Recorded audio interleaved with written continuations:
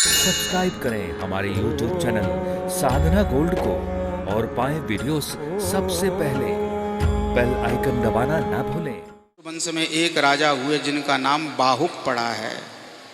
बाहुक नाम के राजा बड़े अच्छे राजा थे। जिस दिन इनको ये ज्ञान हुआ कि दुनिया में कुछ नहीं है, भगवान का भजन ही सार है, अंत में यही काम आता है, उस दिन से अहिंसा व्रत इन्होंने ले लिया। कोई लड़ाई झगड़ा नहीं करते। किसी दूसरे देश के राजा को पता चला कि ये बाहुक नाम के राजा तो अहिंसा व्रती हो गए, तो उसने चढ़ाई कर दी। बाहुक नाम के राजा ने अपना सारा राज्य दे दिया। भैया लड़ना क्यों है, मेरे भाग में था मैंने भोग लिया, तुम्हारे भाग में है तुम भोग लो। सब छोड़ छाड़ करके और जंगल में चले गए भजन करने के लिए। इनकी दो पत्नियां हैं। जैसे ही जा रहे थे रास्ते में तो इनके पैर को ठोकर लगी, जमीन पर गिर गए, मर गए। दोनों पत्नियां रोने लगी। अंतिम संस्कार इत्यादि किया इनका। बाद में एक पत्नी जो थी वो गर्भवती थी बाहुक नाम के राजा की। तो दूसरी पत्नी जो गर्भवती नहीं थी उसने मन में विचार किया कि मेरी जो सौत बहन है इसके गर्भ में तो बालक है, बच्चे ने जन्म ले लिया तो इसका तो जीवन आनंद से गुजर जाएगा, ये तो बच्चे में लग जाएगी, पर मुझे राजा की याद बहुत आएगी। तो ईर्ष्या के कारण इस सौत बहन ने अपनी उस बहन को, गर्भवती बहन को जहर दे दिया। मन में सोचा उसका भी बालक अगर मर जाए तो हम दोनों एक जैसे रहेंगे। पर परमात्मा की कृपा, भगवान जिसके रक्षक हो, जहर खाने के बाद भी बालक का कुछ नहीं बिगड़ा, उसका जन्म हुआ और जहर के सहित जन्म हुआ। जहर सिर पर रखा निकला। गर माने होता है जहर, गर माने जहर। गर के सहित जो उत्पन्न हुआ है बालक, उस बालक का नाम रखा गया सगर। सगर यानी कि गर के सहित जो उत्पन्न हुआ। सगर नाम के राजा सभी लोग जानते हैं, बड़े प्रतापी राजा हुए। इनके 60,000 बेटा थे। अश्वमेध यज्ञ कर रहे थे सगर नाम के राजा, पर इंद्र इनके यज्ञ के घोड़े को चुरा ले गया।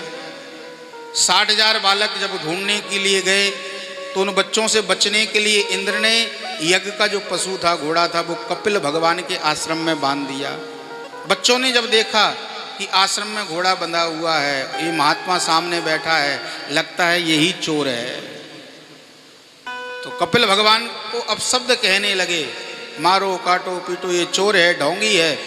जब गलत शब्द कहने लगे, कपिल भगवान समाधि में बैठे थे, इनकी समाधि खुली। क्रोध भरी दृष्टि से देखा, ये कौन दुष्ट हैं जो हमारे आश्रम का माहौल खराब कर रहे हैं। और क्रोध भरी दृष्टि से जैसे ही देखा, 60 के 60,000 जल करके भस्म हो गए। संत की क्रोधाग्नि में जल के भस्म हुए हैं तो मुक्ति नहीं होगी। सगर ने आकर के निवेदन किया, महाराज मेरे पुत्रों का उद्धार कैसे होगा। तो कपिल भगवान ने कहा, इनके उद्धार का एक ही उपाय है। अगर ब्रह्मलोक से गंगा जी का अवतरण हो जावे पृथ्वी पर और गंगा जी का स्पर्श इनको मिल जाए तो इनका उद्धार हो सकता है। तो सगर के दूसरे बेटा थे अंशुमान जी, उन्होंने तपस्या करी गंगा जी को बुलाने के लिए, पर गंगा जी को प्रसन्न नहीं कर पाए। इनके बेटा हुए दिलीप अंशुमान जी के, उन्होंने भी जीवन भर तपस्या करी पर गंगा जी को प्रसन्न नहीं कर पाए।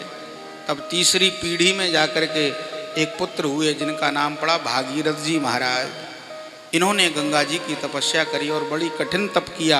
एक पैर के अंगूठे पर खड़े होकर के इन्होंने तप किया है। ऊर्ध्वाहु नवो दृष्टि, दोनों हाथ ऊपर हैं, एक पैर पर, पैर पर ही नहीं पैर के अंगूठे पर खड़े हुए हैं। गंगे नमः गंगे नमः गंगे नमः। गंगा जी की तपस्या करी, गंगा जी प्रसन्न हुई, दर्शन दिया। भागीरथ जी आपकी तपस्या से प्रसन्न है, मांगो क्या चाहते हो। गंगा जी से भागीरथ जी ने कहा, माँ आप इस धराधाम पर आ जाओ। गंगा जी ने कहा, आ तो जाएंगे पर 2 कारण हैं, आपको मेरी 2 शर्तें माननी पड़ेंगी। क्या? पहली शर्त, मेरे बेग को कोई धारण करने वाला होना चाहिए। और दूसरी शर्त, कहीं ऐसा ना हो पापियों के पाप धोते धोते मैं पापवती बन जाऊं। भागीरथ जी ने कहा चिंता मत करो माँ, आपके बेग को धारण करने के लिए हम शंकर जी से प्रार्थना करेंगे, वो आपके बेग को धारण करेंगे। और आप पापियों के पाप को धोगी तो संत जन भी तो आकर के आप में स्नान करेंगे। तो पापी अगर पाप छोड़ेंगे तो संत जब स्नान करेंगे तो उनका पुण्य भी तो आपको मिलेगा। आप तो पुण्यवती की पुण्यवती बनी रहोगी। गंगा जी ने कहा ठीक है। भागीरथ जी के कहने पर ब्रह्मा जी के ब्रह्म कमंडल से निकल करके गंगा जी सप्तऋषि मंडल पर होती हुई ध्रुव तारे को पवित्र करते हुई शंकर जी की जटाओं में आई। शंकर जी से निवेदन किया तो शंकर जी ने अपनी जटाओं से गंगा जी को छोड़ा। हिमालय की गोद से निकल करके गंगा जी ने निकलना आरंभ कर दिया। आगे आगे भागीरथ जी महाराज जा रहे हैं, पीछे पीछे गंगा जी जा रही हैं। जितने भी गांव नगर मिलते हैं सबको तीर्थ बनाती हुई पवित्र करती हुई जा रही हैं। 60,000 बेटा सगर के जहाँ भस्मीभूत पड़े थे उनको जैसे ही गंगा जी का स्पर्श मिला गंगा सागर में, और उनकी राख को जैसे ही स्पर्श मिला गंगा जी का, सब पवित्र हो गए। सब इस मृत्यु लोक को छोड़ करके भगवत धाम चले गए।